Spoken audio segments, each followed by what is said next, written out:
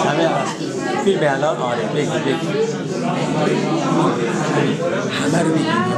تو حرف بزن یه خورده حرف بزن بزنم توضیح بده راجع به نمایشگاه توضیح بده با آره اینجا همینطوری که میبینید این تابلوها بیشتر ترکیب‌های تخیلی از واقعیت هستند.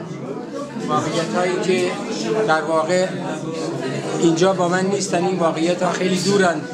این واقعیت‌ها در کردستان و در ایران هستند. اینا به قول معروف المان‌های غایبند.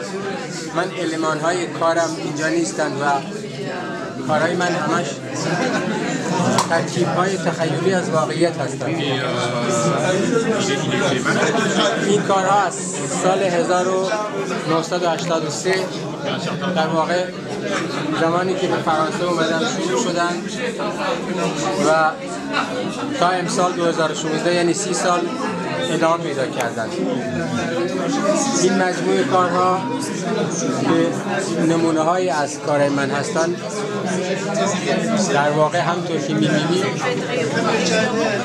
اینجا تو این تابلوها که 20 قطعه بوده و این 20 قطعه به مدت 2 ماه در تلویزیون فرانسه TF1 به نمایش گذاشته شده بود.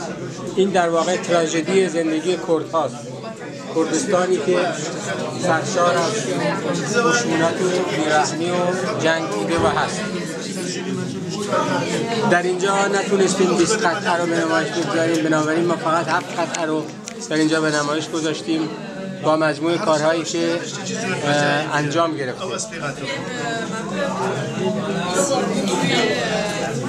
و این کارها در مجموع همطور که می‌بینید هم جنگی، هم تراژدی، هم صلح، هم که آزادی در کردستان و در ایران و هرچند مخاطب من در واقع همه دنیاست، همه جهانه و همه آدم ها هستند.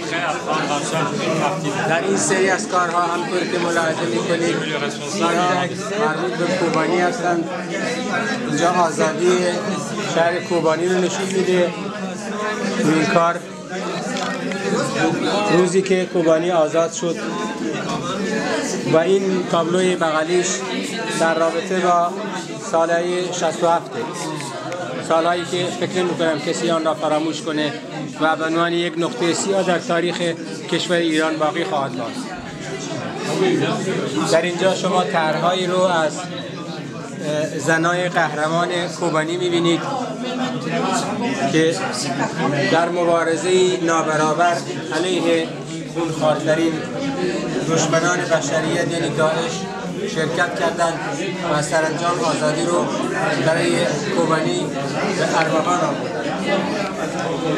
این مجموعه تابلوهای دیگه همطور که ملاحظه می‌فرمایید بخشیزش از نویسنده و فیلسوف بزرگ فرانسوی گرفته شده به نام پویتیک و در اینجا روی کنسپت‌های مختلف میزانوی و کنسپت میزانسه کار شده.